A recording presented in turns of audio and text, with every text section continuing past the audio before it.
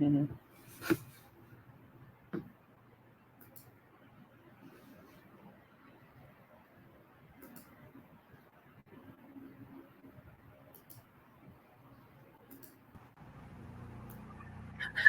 Oh my gosh. Okay. I was in panic mode. Sorry. A lot of stress right now. Oh. How's everyone? God bless. Thank you. Well, thank Oh, you. I've been self-ministering. Can you see me? Because all I see is the top of my head. I Yes, don't I know can how see to you. make this. Yes, I can see you. Okay, so Hi. Hi, hi. Maya. The screen looks weird to me right now. Which one? This one? Or Yeah, because all I see is the top of everyone's head. I see three bodies. Am I supposed to do something? I don't see. no, that's fine. We're the talking heads, so it's absolutely fine. It's great to as long as you can see your faces and I talking. can't see my face. I can only see the top of my. Is that better? Can you see my face? Yes. Yes. Okay. Why is it that I'm seeing only the top of my head? Um. Oh, because you know why? I need to go. I'm not sharing a screen. Okay. Yeah, I don't know. I chose a window when I went in, so maybe if you choose sharing a window, I'm thinking. Right. So does everyone have their PowerPoint presentations up? I just have a brief one introducing you guys, and I'll be facilitating. So, and hopefully asking questions and making sure. I apologize for my delay. I was actually in another uh, session providing tech support, so kind of doing multitasking here. But does everyone have their PowerPoint up? I know Geraldine does. Yeah, can you see my presentation? I do right here. Uh, yeah. Uh, but actually, I see the screen that we're on. So Oh, Yes, that's what I see, which is confusing. yeah, Okay, I I can do see me too. now because we're full screen. And when I need to share, oh I my God, see. I'm panicking here. No, you don't need to panic. Just make sure that your PowerPoint is in reading view. In presentation view, okay, so I need to make this screen smaller. Only thing is, when I make it in large view, presentation view, what happens is I can't. It's in prevent. It goes to full screen, but I can't. Gosh, Mm.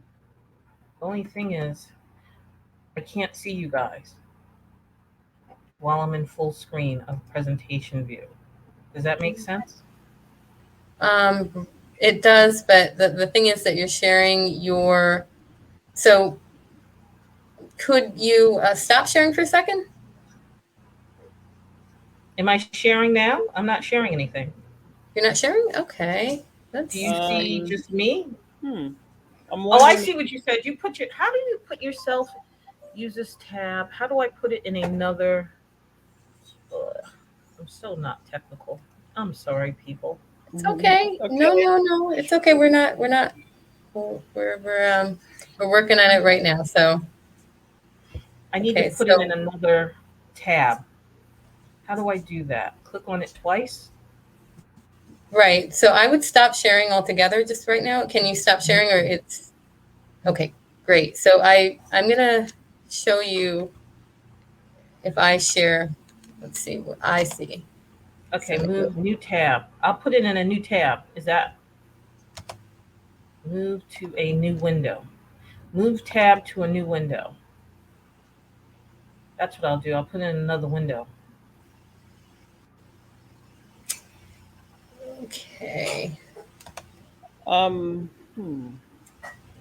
I'm wondering Okay. if I need to do anything because I just put up my slides. Are you able to see, Maya? No.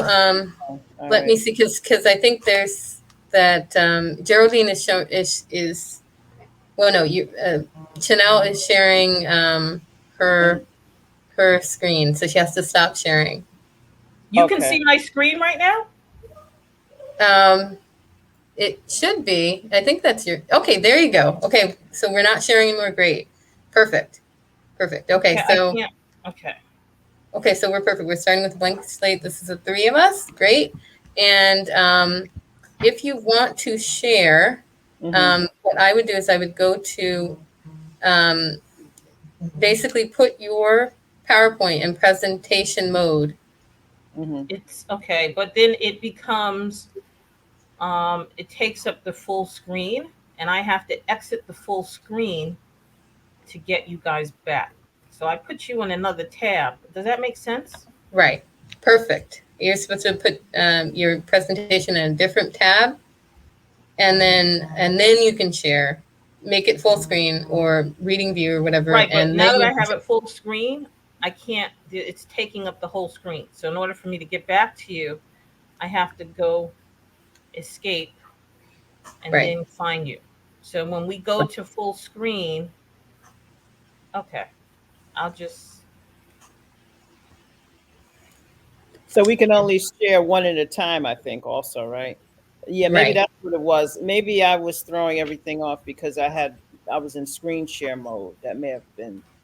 Oh, okay. Okay. Well, that's no problem. We're all here right now. I'm gonna do the intro. I Mhm. see we have some people already in the session, some early birds already in session, and I'm Can we gonna see those people? How do we see the chat and the questions, or you'll be reading those to us? I'll read those to you as the facilitator and just make sure that people, are getting their questions asked and whatnot. So I'll probably just um, interrupt politely whenever they go ahead and put the questions in the question and answers. So And um, Chanel, please feel free to go first because I talked a lot during the last presentation. she did a wonderful job with her homeownership 101. So she provided the baseline. So hopefully everyone joining now understands what order they're actually going to submit something to realtors and realtors too, and that they have a complete offer. So we're hoping with some. Do I Okay. look okay? I'm so You nervous. look You're fine. lovely. You're fine. No, you're fine. Yeah, I know. Don't be nervous. It's wonderful. We're giving people knowledge. I'm gonna just welcome everyone here, and I'm gonna share my screen and introduce our wonderful panelists here. We've already met Miss Geraldine Harper, who's a realtor, and now you're going to meet Chanel Turnquist, who's a realtist and a VP for the Western Board of Realtors and of New York. And so I'm going to go ahead and start sharing, and hopefully you will see this. My eyes clear. Okay.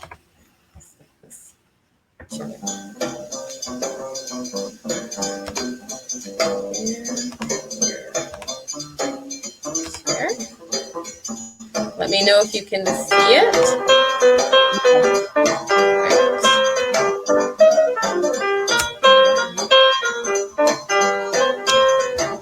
See if you can see it. Just let me know.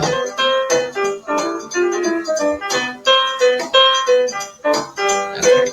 So, welcome so much to our panel discussion, Building Wealth Through Capacity through Home Ownership, with our panelists, Chanel Turnquist, Geraldine Harper, and myself. I am facilitator. We hope that you gain a lot of knowledge from this wonderful panel and you come with lovely questions. And I certainly have a few myself, so I'll be facilitating with that. Right, and just a brief overview. Chanel Turnquist is VP of Western New York Board of Realtors of NAREB, and that is founded in 1947. It is the oldest Black real estate collective. It's like NAR. And so it's for real estate professionals. And Ms. Turnquist also is a business owner and project manager, believe it or not. So she's very experienced in both commercial and residential.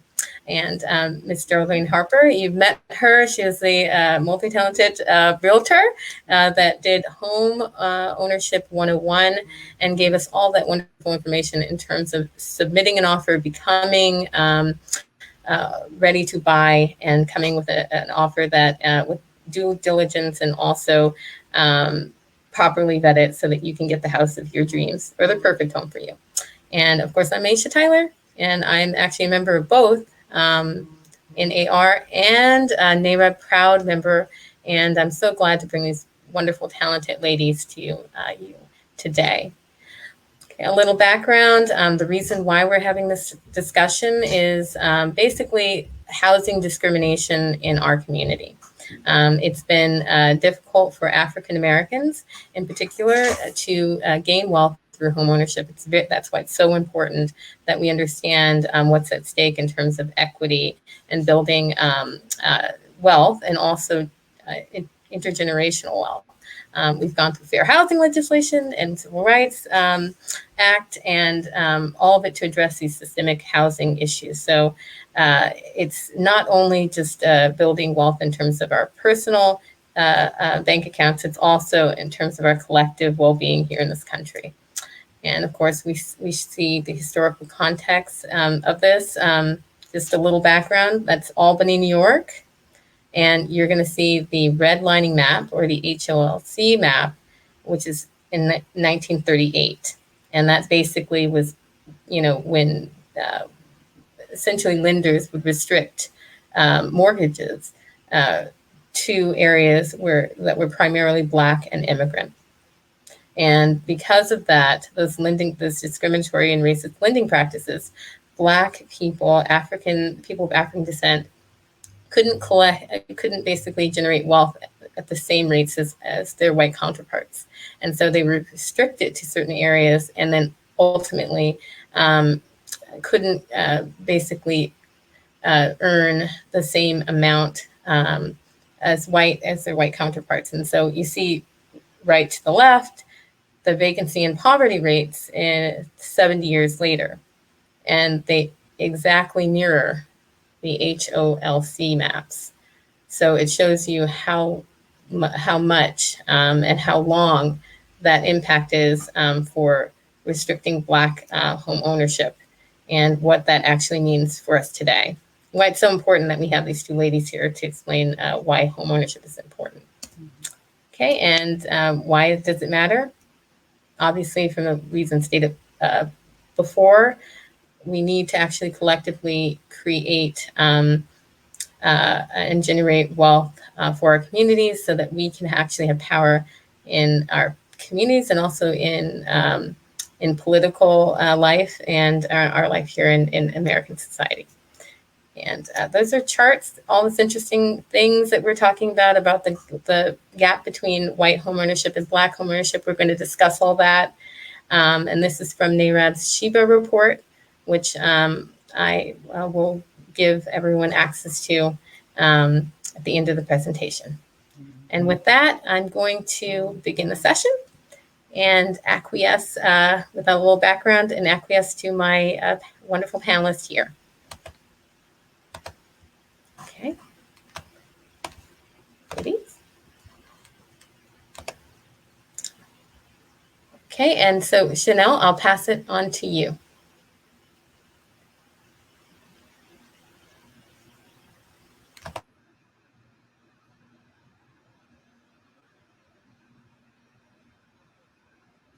You may have to unmute. We see your screen, so you're perfectly fine.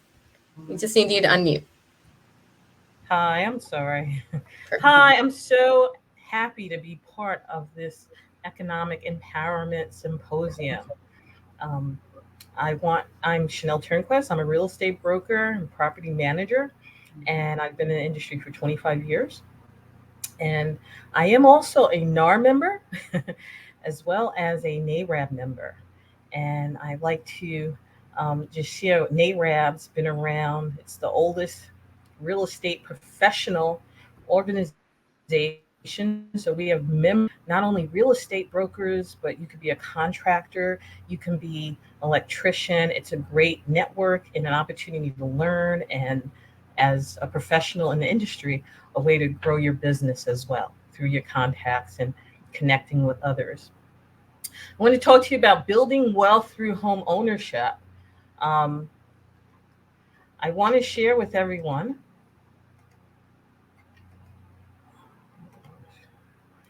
I, I just want to ask everyone starting off, what does wealth mean to you? You know, a lot of people, when they think of wealth, they think of seeing the picture here: college, get an education, being able to have money to shop when they want, getting that dream home, traveling, having money in the bank, getting married, building a family. A lot of people consider those ways to build wealth, but usually you have to have some wealth to build it. But I'd like for you to ask yourself, you know, what does it mean? What does wealth mean to you? And how do you obtain these? And a lot of people in the United States have attained wealth through home ownership, where they've been allowed to have the luxury to do these things, build their financial independence, so that they can also um, have wealth and money to do the things that they like. When people think of home ownership, what does that mean to you? When I Mm-hmm. was a single mom of 4 kids, I thought, before I got into real estate, I thought, oh, you have to have money to buy a home, right? I have the pearly gates up there.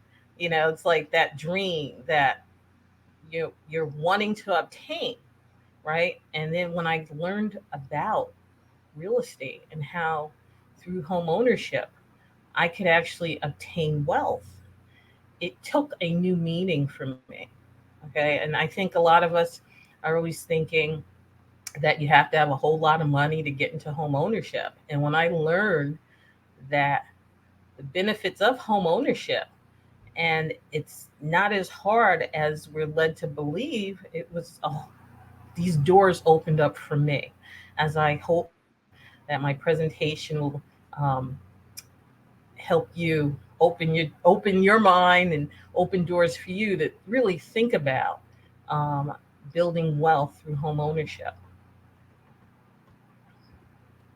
Okay, so I'm going to give you like three. I'm going to share about three benefits of home ownership. There are many, um, but just for the sake of time, um, benefits of home ownership is a way to building equity, which increases your net worth, appreciation or increased value, again, building your net worth, and increased cash flow, which you can earn present day, right? So I'm into empowering you so you can build wealth now and in the future, and for your children's future and your children's children's future, right? Through You can do that these three ways, um, through home ownership.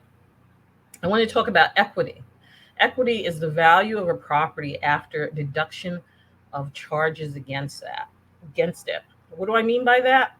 Well, most people don't have money to pay for a house outright. If you do, that's a blessing. But usually you go to a bank and you borrow money from the bank to buy a home. And there are great programs out there where you might put out 3%, or there's percentages that you have to put out. It's not, you don't have to look at buying the whole $200,000 house. But let's just say you're purchasing a house for 200,000. You have some money saved, $25,000, right? You go to the bank, you tell them, I want to buy this home. And this home is $200,000, but I have 25,000 to work with. Well, the equity, that is my equity that I have putting in, that I have access to, right? So anything over what I owe the bank would be my equity, right? So 175 you owe the bank, but you have 25,000 in equity, right? So equity is a way of building your wealth. You've invested your money in your home, and everyone needs a place to live. So what better way to invest it than in your home? Okay, next, we want to talk about appreciation. A home increases or appreciates in value over time. During that time, you're living and maintaining your home, unlike a car which depreciates once you drive it off the lot. So let's say you have that $200,000 house. You already have 25,000 in equity. But over a period of time, now that house is worth 300,000. You now have 125,000 in equity, right? Because you bought, and that goes down as you're paying it off. So, you have now your house has gone up in value, appreciated, and you have 100,000 plus the 25 you've invested in. And as you're paying down your mortgage, your equity also increases. So again, you're building wealth just by living in your home, right? And it's appreciating. And your children can live in your home. You can leave it to your children. You can continue growing your wealth just by living in your home. And also with that equity, you can also refi and take the money out and build more wealth, as many people have done. Oh boy, I'm sorry. Oh my gosh, I'm sorry. My slide is getting mixed up here.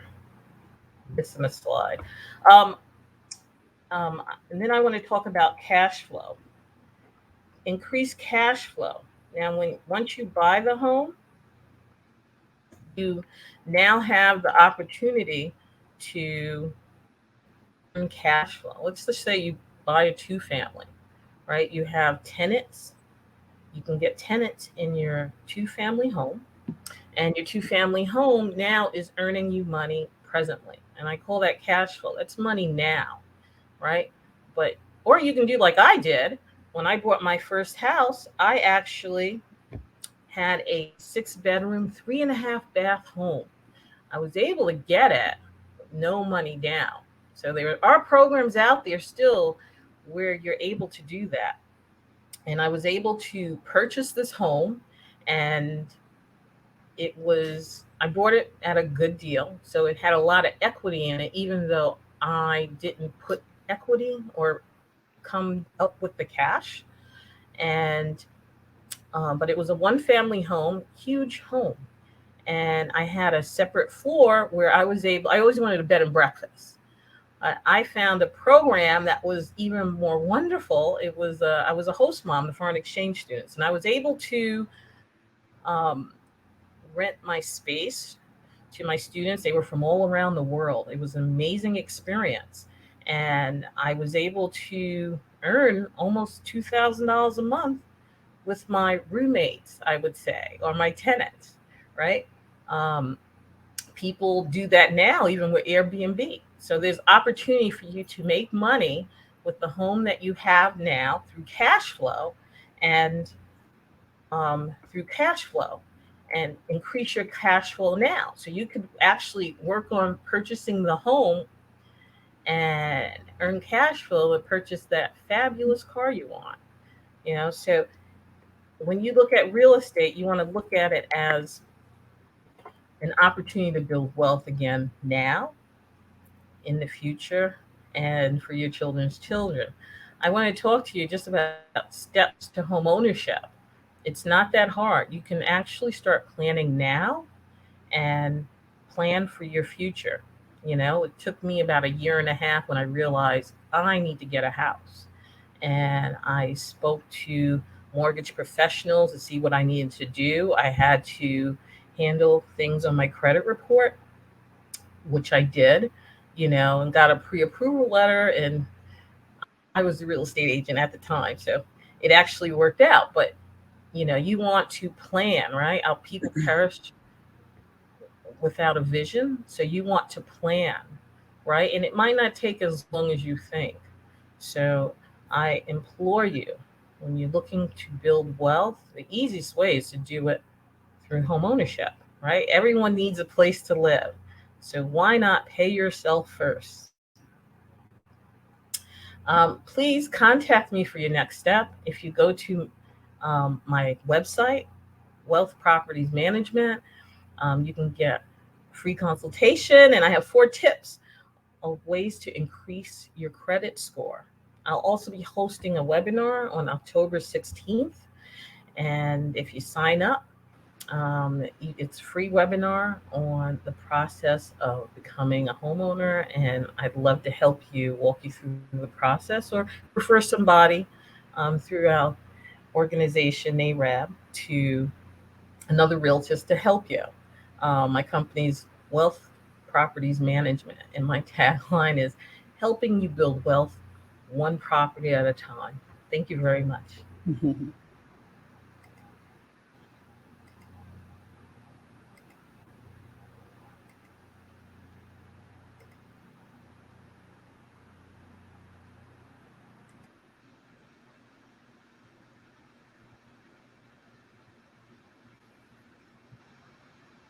Okay.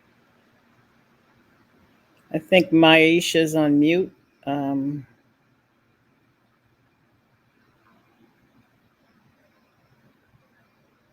I guess it's my turn. Yes, I'll just go ahead. Yes, Okay. Geraldine. Yes, thank you. Okay. All right. Let me see now. I'm gonna share my screen. Okay, I'm so sorry. I actually had the mute mic for some reason was not acting correctly. So technical issues, yes, Miss Harper. Okay, no problem. Let me see if I do this right now. Uh-oh. I wanted to bring up my PowerPoint. Can everybody see that? Or Yes, we can. It doesn't. I don't see the PowerPoint, but I do see your windows. All right. Maybe I should expand this a little bit. Is that better? No, but you know what? If you stop sharing, and I'll just. Oh. Right. Okay. Okay. Okay. We apologize for the technical issues. Miss Harper will be back with us in a second. What I'll do right now is I'm going to open it up for questions, because we have a few for Ms. Turnquist. I hope you don't mind, and I'm sure that Geraldine will join us in a second. Thank you. The first question, it says, okay, what if you're a millennial with a good job and salary, but high debt to income ratio? So how, I guess they're trying to ask, how would they get a home or qualify for a mortgage if, like many millennials, you have a whole lot of student loans? So any advice onto that? Well, I know that. Do you want to wait? Yeah. I know that is a challenge for a lot of young people, right? But you don't only have to go through a mortgage as well. There are a lot of conventional ways that people are getting homes. And again, speak to a mortgage broker, because they might know of some programs that might be able to assist you. I know that at one point, if you're working towards a degree or you're making so much money, they look towards the future income that you'll be having to come in. But again, there's so many ways to purchase a home. I can think of one where my cousin, she bought her first home in Pennsylvania, in Philly, and it's gone in value the last 15 years. And she bought it through the homeowner. So when you're looking, again, speak to your mortgage broker, but you can to find out what options are available. But you can buy it through the owner. My cousin brought her home, and the owner held paper. So that's a wonderful opportunity. It was a fixer upper, but again, your first house isn't necessarily your last house. I tell people, right? I say all my houses that I've purchased in my years have been dream homes, but I'm still not at that ultimate dream home, right? So work with what you have. I always think of the man with the talents, the biblical story of the three men with the talents, right? And God works with what you have and where you're at. So, you know, push forth that vision, and God will give the increase. Thank you. Amen. Amen. And on that note, this question is actually for Miss Geraldine. Oh, and what if it's a hot market? Should I send one of those personal letters to seller? Do they do they work? Uh, yes, I've used that as a matter of fact. And the last clients that I've closed, I suggested that they do that and they got their offer accepted. Now, that wasn't the first offer that they submitted, because the person that asked the question is absolutely right, because the market in Sullivan County is, I mean, in Orange County as well as Sullivan, but in Orange County is so heated right now. Although there are some agents that are saying that the market is starting to cool, but in the areas that I've shown recently, I don't see that happening. But maybe we'll, experience some residual effects of that, in the coming months, especially as the holidays come up and the winter approaches. But yeah, it certainly does not help. It's not a guarantee, but it is good to do that, because it gives the seller an indication of what you really like about the house, and it's just a personal touch. So it can help. Not always, but it definitely can help. Yes. Okay, and this next one is for everyone.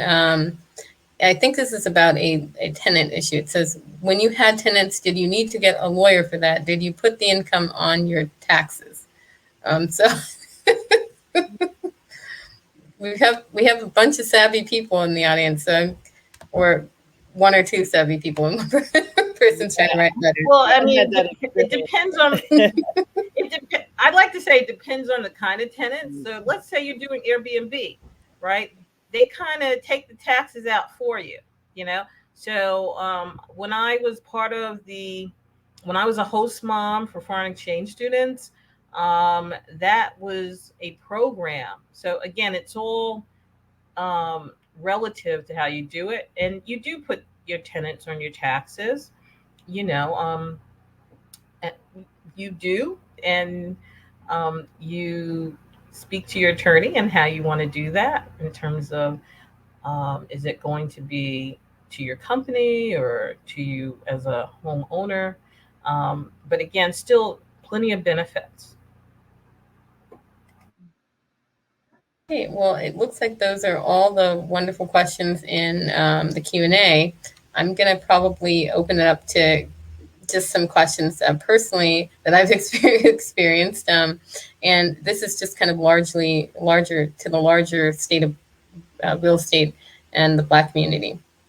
We know that there's this huge equity gap between, Black homeowners and our white counterparts.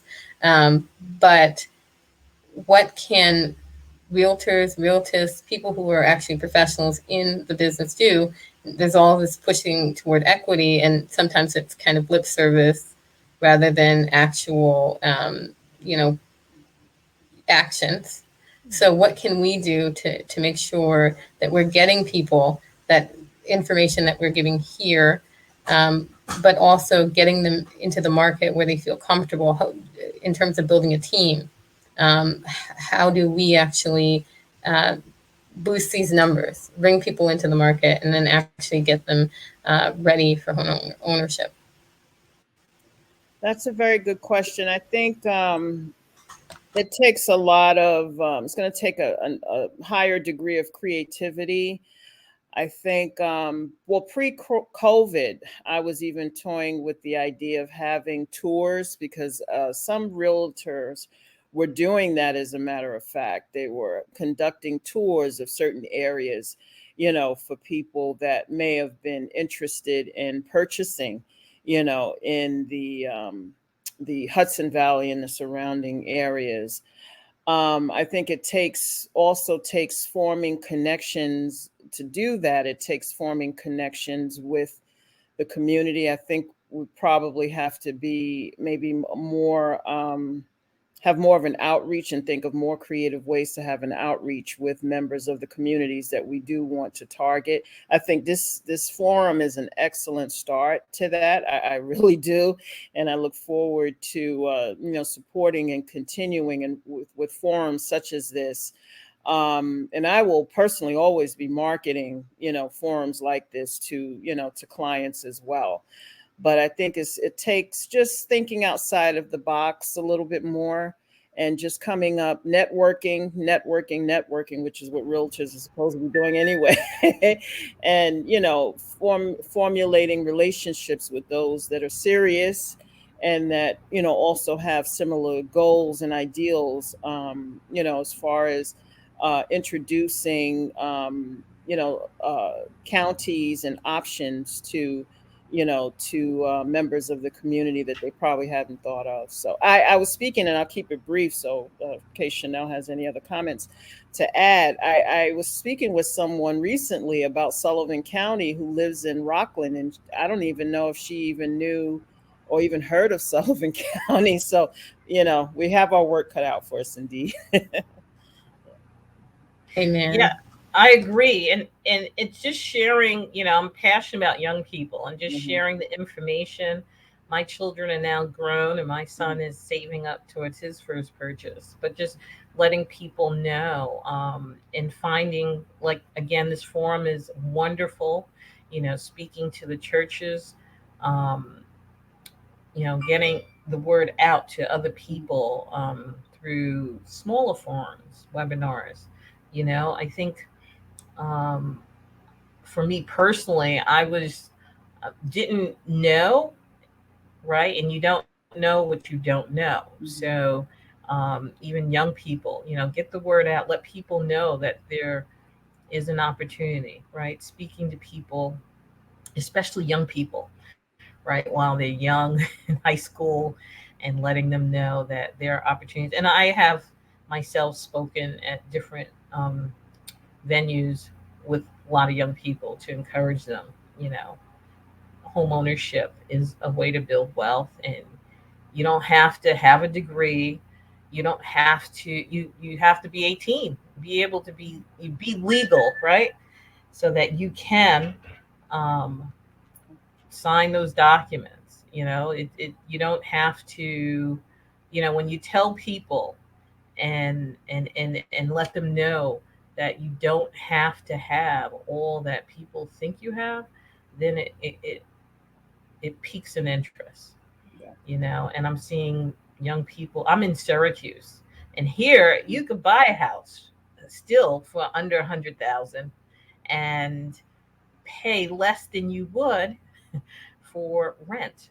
So I'm always sharing that. I'm from New York City, and I moved up to Syracuse, and great colleges here and a lot of economic growth. So just sharing the word with people that you come in contact with, right? One by one, each one teach one.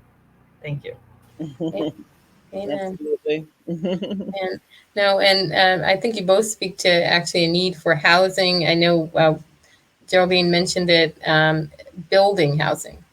So maybe there's an inroads for Black developers if there many churches have land. And not the land that the sanctuaries are on. We all know everyone's for that. No, that is sacred land, but just vacant land they'll have a vacant lot, and it could also be farmland. And Geraldine spoke to this as well. Um, in terms of development, that's a powerful piece to have, and so enabling Black home ownership might actually mean you become kind of a vehicle of development too. So you have to kind of gain control of the reins a little bit too. If you see that there's not a market there, well, that's the market. That's you have to make your own a little bit, and it's difficult. I think we all realize that, but if through networking like we're doing right now with wonderful, talented industry professionals, who have an affinity for this and also great love for the church and for the community, then I think it's possible too. So just my 2 cents. I wanted to interject. I'm also recently a newly elected to the Oh, United Development Council through NARED, amen. National Excellent. Association of Real Estate. Speaking of churches, You and and Geraldine, you should yes, talk. yes, Oh, yes. And wow.